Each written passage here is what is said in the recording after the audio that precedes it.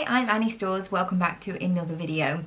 So today's video is a bit of a sort of frank and honest review about what we paid for our Disney cruise and all of our activities and whether or not we thought it was worth it. So I've had quite a few questions about this, so I thought I'd just answer it in one video. So let's jump in. So I have all the prices that we paid on my phone here, so I will reference that. But starting up with the accommodation. So when Disney first announced the Disney Magic at Sea staycation cruises, what was missing was a rough indication of prices. So what I did was went on to the Disney Cruise Line website and I had a look at some of their other cruises that they do, so over in America and some of the European cruises, just to kind of gauge a feel for price per night, just to see roughly was it going to be within our budget and was it something that we could afford to do. So had a look on there first and could kind of see maybe between sort of £500 and £1,000 or dollars per night, which initially I thought that's probably more than I want to pay. I also knew though that we wanted to do the 4-night cruise rather than the 2 or the 3-night cruises, and that was just purely because I wanted to make the most of the time on board. It's quite an expense anyway. It was an experience that we wanted to kind of really maximize, so I kind of had in mind initially, I want to do the 4-night cruise, can we stretch our budget? So initially I had in mind a £3,000 budget, and again, just for context, we have had a number of holidays cancelled throughout the COVID period, so we did have some holiday money that we'd sat there, and I don't ever go into debt or put holidays on credit. It's just not something I'm prepared to do. So all of our holidays that we do are saved for. Again, if you want a budgeting video about how we save for our holidays, then let me know. More than happy to do that. So like I say, initially had kind of a rough budget in mind, and now we were just waiting for the prices.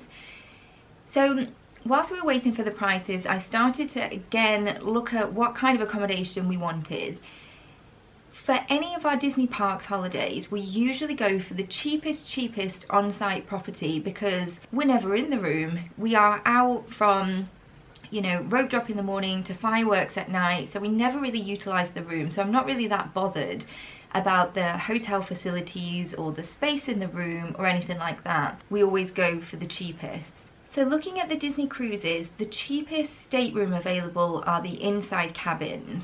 So initially looked at those, but kind of quickly ruled those out. As I've mentioned before in this kind of vlog series, both Oscar and I suffer really badly with travel sickness, and I thought, it's our first time on a cruise, I'm not sure what it's going to be like, but I don't want to be kind of hemmed into a room with no outside view. I just thought that's probably not going to be for us. So then we looked at the other end of the spectrum and we looked at the veranda rooms with the balconies, and they just look beautiful, they really do. But again, coming back to that piece around we're never really in the room, that was certainly true for the cruise. We were barely in the room, so I thought that would be wasted on us. As lovely as it looked, I just didn't think we'd maximise that. So quite quickly we sort of ended up in the room that we eventually booked, which was the ocean view room. So it had the large porthole, and I thought that was kind of a good in-between from both room types. So when the prices came in, we booked first thing on the morning as soon as the cruises were announced, and we paid £2,785 for our room. Now on top of that are the gratuities, which I'll talk about in a little bit more detail, but in total it came then to £2,900. Now was that worth it?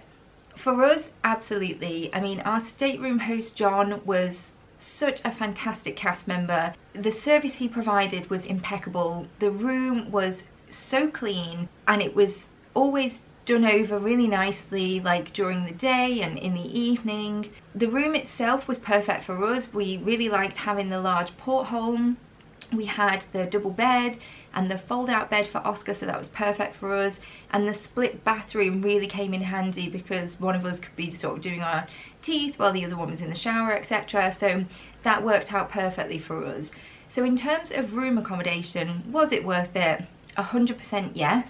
If we were to do a future Disney cruise, I would definitely stick with that same room type. I don't think we missed out by not having the veranda. Like I say, we wouldn't have utilised it, but after being on the ship, I wouldn't go to an inside room. Even though I know now that the seasickness didn't affect us at all, I still like having that view, that sort of natural light, and I don't think an inside room was suitable for us. So accommodation, I think, was perfect for us. So moving on to the gratuities that I mentioned, we prepaid our tips, so I called up and paid those before we got on the ship because I knew that they were a requirement and I was happy to pay.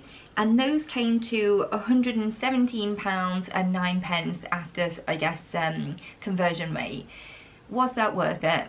1,000,000% yes. And we did tip additionally for different positions on the ship, which I'll also talk about. But our stateroom host John, impeccable. Our servers Oliver and Johnny were just delightful. They made our dining experiences so amazing and consistently went above and beyond. So I've already mentioned in the vlogs, but Oscar really wanted garlic bread. It wasn't on the menu. They made sure he got garlic bread every night of the trip, which was just, you know, really fantastic service. The tips, which, like I said in the vlogs, I know cause a bit of discussion, but they're absolutely earned, and you know, they deserve all of that and more because the service was just amazing. And as we got to know our servers and stateroom host, what we actually found out was a little bit more about them. So they're actually working on the ship to provide for family back home, to put kids through college and pay bills and everything. So they're away from their family for a long period of time, and that must be really difficult. And also actually long days, you know, every all of the evening dining that we had the same servers. Our stateroom host, he was always around, so, and that was like morning until evening, so they must work really long days. So absolutely pay your servers, they absolutely deserve it. So well worth it, and was absolutely happy to pay that. So then moving on to the experiences that we paid for on board the ship, and I'll start off with the cheapest ones. So Pete and I paid $25 each for both the Mixology class and the Martini class, so $50 in total for each of those experiences, $100 in total. Was it worth it? Yes. It was probably the best value activity that we actually paid for the entire duration of our stay. Now, if you think about the alcohol on board, we're not massive drinkers anyway, but the cocktails would range anywhere from, I think, $8 for cocktail of the day up to sort of $15 for just general cocktails and drinks and things. So to imagine that with our Martini and Mixology classes, I think we got 5 drinks in total in each of the classes, and we paid $25 each. To me, absolute bargain. Not only did we get the drinks, but we also got the experience of the classes. So Marco was the head bar server, and he was the one who led our classes both occasions, and he was funny, he was knowledgeable, he was extremely experienced. There wasn't a question he couldn't answer, and we learned a lot, and it was a lot of fun. So all in all, the classes were maybe sort of 45 minutes, but we really enjoyed them. Oscar loved being in the kids club. We enjoyed some time together. As we were celebrating our 10-year anniversary, it was nice to do something just the two of us. So yeah, well worth it in my opinion, and would really recommend those classes actually. Now again, having looked at the different activities, they do rum tasting, beer tasting, champagne tasting, chocolate liqueur tasting, tequila tasting. So there's loads of different choices. If we were to do it again, I would certainly do those classes again, and maybe even the champagne tasting one, because I do love a bit of champagne. But yeah, best value thing that we paid for on the ship, so 100% would recommend. It was just a really fun thing to do. So next up was Palo Brunch, and we paid $45 each for both Pete and I, so $90 in total plus a tip. So that tip isn't included within your general gratuities and is recommended at 20% as per sort of American tipping requirements. Now, was that worth it? Yes. Now, Paolo was probably our favourite dining experience of the trip. It has the on-site kitchen and it's open, so you can see the chefs, you can see what they're cooking, and therefore everything was really fresh, really hot actually.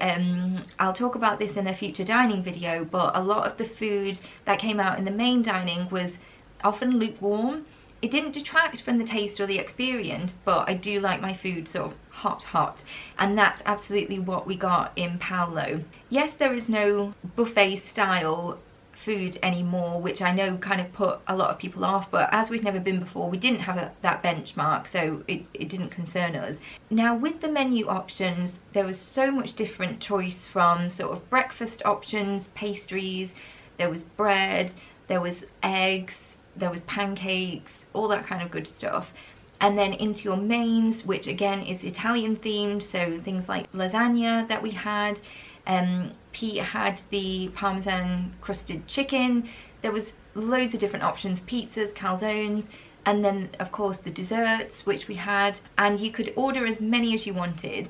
Now I was a little bit more restrained in Palo than some of the other dining experiences that we had, because it was still quite early. I think our brunch was for 10:30, so I don't massively eat a lot in the morning anyway, but we still had almost like a starter of like breakfasty items. So we both had eggs, and then we had the mains. I did have 2, but I couldn't quite finish the second, and then we did have desserts as well. So it was absolutely well worth it. Our server David was amazing. He was so friendly, so helpful. You also got a complimentary glass of mimosa or a prosecco or an alcohol-free option, which again just added to the value of that. We really enjoyed that, so would absolutely do Palo brunch again. Now I know there is an option for Palo dinner, and we did look at that option, but we didn't want to take ourselves away from our sort of main dining experiences, because those restaurants were amazing as well. They looked amazing, and they were. So we didn't want to take away one of our dinner options and do Palo and pay an extra charge for that, because it just didn't make sense for us. So I don't think I'd ever bother with the dinner, but absolutely the brunch, absolutely would do that again if we were given the opportunity, because it was really good value, best food that we had throughout the whole cruise, and I'd look forward to trying some more of their different options. Now moving on to the PhotoPass, which we paid $234 for. And I have mentioned it in a previous video, but throughout the whole cruise we got 132 photos on our PhotoPass. So was it worth it? Now whenever we do the parks, we always go for the PhotoPass option, because it's always nice to get them on your phone, but with the PhotoPass option you've obviously got the photographer, so you can get the group and the family photos, which you can't always do on your phone if you're kind of like switching between you, and you kind of get half your party and not the other. I think it was worth it. We got a lot of magic shots, and that was just from kind of walking around on the ship, and certainly on the deck we found that there was quite a few like roaming photographers on the deck, so that was great. The actual photo setup in the atrium each night, so this was the photo setup with individual backdrops which changed each night. There was rarely much more than a 5-minute queue for those, so we were able to kind of do those before or after dinner. And they did pace it throughout the evening, so I think it started from 5 and kind of finished around 9-10 o'clock, so you do have ample chance to get those photos as well. And the backdrops were so sweet, like so many different options, really lovely. We were able to have a lot of fun with the photographers. There was one particular backdrop which was kind of like pirate themed, so they had us doing lots of different poses and whatnot. And we just love having family photos taken, you know, professional ones where it's really good and high quality, and they are a little bit posed, but we look natural in them. We're happy and smiley. I know by the end of the trip Oscar was like, please don't take another picture of me. He was getting a little bit fed up with it, which is why we didn't make full use of it. We didn't go every single night, but what we did have we thought was really good value. We love those photos. If you've seen the haul video, you'll have seen that I bought a photo book, and I can't wait to get those pictures printed out and added to our photo album, because it will just be such nice family memories to look back on. So if we were to do it again, I would absolutely buy the PhotoPass, because it's just capturing your memories, and I think that's important to do. Now saying that, had we been on anything less than a 4-night, would I have still purchased it at that same price? Possibly not. If I was on maybe one of the 2-day cruises, then I'm not necessarily sure we would have got the value unless we absolutely queued up every night for all the different PhotoPass options and the different backdrops, and maybe multiple times in the night, and then sort out the photographers on the deck, etc. So I guess slightly mixed actually. 4 nights and above, absolutely, because I think the value and the number of photos that you got was well worth it. Anything less than that, I'd probably debate how important it was for me and my family. So then last up is the Royal Court Royal Tea, and this was the priciest option that we paid for, and it worked out at $220 for Oscar and $69 for both Pete and I as the accompanying adults. Now the difference in price between the adults and the children is because the children receive a merchandise package. So bearing that in mind, if you consider that Disney are charging $69 for the experience, then it kind of works out roughly that the merchandise should total around $150. So I was thinking about it this morning while I was kind of running through what I was going to do for this video, and thinking about the merchandise that Oscar received, I do think it was absolutely worth the $150. So he received his Duffy Bear, he received an activity pack, he received a lanyard, the sword and the shield, the 3 beautiful pins, a pen, and a print. So if you were to cost all of those things individually, then I absolutely think they would have cost over, if not over $150, then certainly the $150 price point. So that certainly was worth it. So then the remaining $69 for the experience itself, I feel very mixed on this, to be honest, because the way they had set it up with the restrictions, so going into it we knew there'd be restrictions. We knew there wouldn't be the hugs, the autographs, the close-up photos. So we expected that, and that's the level our expectations were set at. But what we didn't appreciate was coming into the room, it was based in Lumiere's restaurant, and they'd kind of set it out in a horseshoe with the entertainment kind of running through the middle. So that would have been fine because there was that initial horseshoe, so people on the front row, tables on the front row. But I guess to accommodate the number of guests that they'd booked, they actually put in a second tier, so a second horseshoe, and we were on that second tier. Now that's where our experience, I really think, was let down a bit. If you've seen Lumiere's either on the videos or if you've been yourself, then there's lots of different pillars, and I will insert some photos, but from our view, bearing in mind that the entertainment was happening at kind of either end, we had a pillar this side and a pillar this side. So we positioned Oscar on the very end so he could see as best he could, but Pete and I could barely see a thing because we had pillars, and then we also had a row of tables in front of us of other guests. Obviously the experience was for Oscar, it wasn't for us, so we were happy that he could see, and that didn't detract from his experience after we've asked him, but it certainly did for ours. So we could hear what was going on, but we couldn't really see it, so that was disappointing. Now the food that we received, again I have vlogged this, so go have a look and check that out, but it was an afternoon tea platter with all the different cakes and pastries and buns and eclairs and marshmallows, so they were perfect.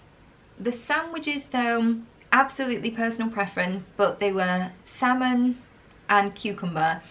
I don't eat cucumber on sandwiches because I think it makes the bread soggy, and I don't really like salmon, so we didn't actually eat those sandwiches, but again, personal preference, other people will love that. And then we also had, there were kids sandwiches, which was like a mozzarella cheese on white bread, so that was absolutely fine, nothing wrong with that. They also had the scone which came out, which wasn't a traditional English scone as you would know, but it was tasty enough, and it wasn't clotted cream either, it was like a buttercream, but that was fine. And then Oscar received the tea cupcake in a little teacup, which was super cute, and again you can't really go wrong with a chocolate cupcake with a heap of brightly coloured frosting that stains a kid's teeth, can you? So no issues really with the food, other than it wasn't necessarily our personal preference, but that's just us being fussy, so that was fine. But then moving on to the entertainment, there was 2 hosts who were fantastic. Their singing was incredible. I could have quite happily sat and listened to more. They did a couple of songs each, but that was it. And then when the princesses came out, so we had Tiana, Ariel and Cinderella, They walked through the room, they did a little individual kind of performance, not singing, but kind of like a little skit thing, and then kind of waved as they were leaving. So I appreciated, as I said, going in, that the restrictions would mean the experience was more limited, but I don't see why they couldn't have done individual interaction from a distance, or even individual photos from a distance, because they did have that set up in the atrium with the princesses on the stairs and the guest in front. I think they could have done something like that in a socially distant and safe manner. And I can't seem to find it now, so maybe I made it up, but I'm pretty sure that after we'd booked it, we'd seen some photos, and it did look like there might have been a photo opportunity, but there wasn't. So, but maybe I made that up. So very mixed, because I think it was a huge cost to pay. I think if they're going to run it in a socially distant and restricted manner, then the price should reflect that. From what I understand, the price is no different than what it would usually be, but the experience is a lot more limited. So I do think Disney should reflect on that, and I did feedback to guest experience afterwards, just to kind of give our comments, certainly around the seating and the positioning. I know it's new to them and it was kind of the first time they were running it, but they should have really checked, I think, in advance to see what the guest experience would have been and what they could have seen, which was not really a lot. So very mixed on this one, because I do think, on the other hand, the merchandise package was great and the food was lovely and the entertainment that we did get was spot on. Would I do it again? No, that's a one and done for us. It was too much money to do it again, certainly in the manner that it is now. In a COVID-free environment, in the future maybe, and you get the proper experience with the interaction, the photos and the autograph, then yes, that probably makes the price worthwhile, but certainly not as it stands for now, for us personally. So would I recommend it? I guess I would just caution with our experience of it, and then leave it up to the individual to decide if that's something they would want to do and if they would get the best value from that. So a little bit mixed. So all in all, for our 4-night cruise, we paid for the room and the experiences £3,464. So it was a bit over the budget that I'd set, but being honest, I did get a little bit carried away after booking it and kind of got swept up in the activities and was happy to kind of add those on. So was it worth it all in? Yes, absolutely. Now, I don't want to get emotional about this because I'm certainly not going to cry on a vlog, but Pete and I both had to shield this last year because I have a condition. I've got ulcerative colitis and I take a lot of medication, which means I have basically zero immune system. And Pete previously had cancer. So we're both listed as vulnerable. We had to shield, which meant indirectly Oscar had to shield with us. So we shielded as a family. Now, it's a good job we all like each other, because that could have been a very difficult year and a half. Yeah, getting on for that.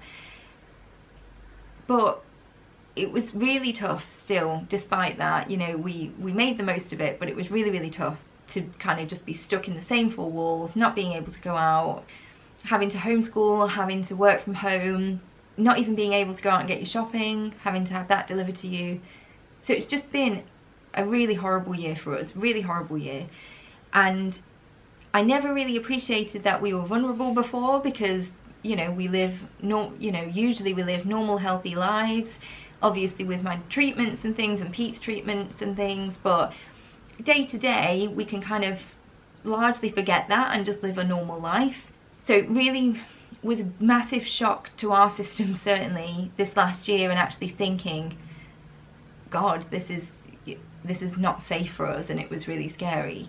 Bearing that in mind, and the fact that basically for a full year and a half we basically did nothing, we didn't go out, we didn't spend anything, I was happy to put that money into a holiday, and that holiday has just made such a big difference to sort of my mental health and how I'm feeling at the moment, because it just reminded me of how life used to be. Obviously there were still restrictions, still had to wear masks and things, but that's not a problem.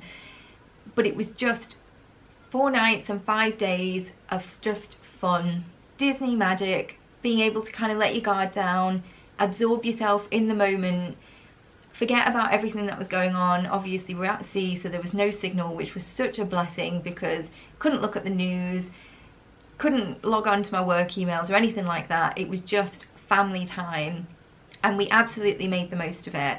So the whole experience for us was so memorable, so memorable. I'll never ever forget that trip. It's just coming out of, and I know things still aren't 100%, but as we're now coming out of, you know, the pandemic period and things, it was just so nice to go and do that right now at this moment in time, because I really feel like we needed a lift and a boost, and we definitely got that. So we did have the most amazing time, and I would happily cruise again, knowing now that we weren't sick, how enjoyable the experience was. We certainly weren't bored. Every minute of every day was full of things to do, and it was just so nice to spend that quality time together as a family. So would I do it again?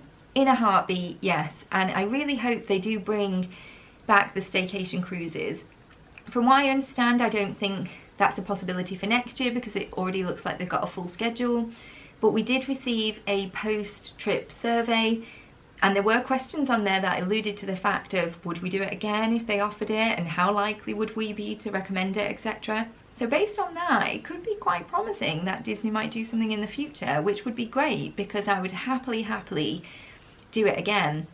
Especially actually being the staycation, because then there's no obligation to get off the ship and see other sites. I mean, I know a lot of people do combine that because they want to travel and stuff, which is great, but we loved the time on the ship. So I really do hope Disney bring them back again, because we would jump at the chance to do it again. All in all, it was just a fantastic experience. We loved it. So I hope you found this video useful. I hope if you've got future cruises, staycation cruises coming up, that you enjoy it as much as we did. So thanks again for watching. There's still another few days running on my giveaway, so if you haven't entered that, I'll pop the link in above so you can check that video out and go and enter. Don't forget to like and subscribe. I'll see you soon.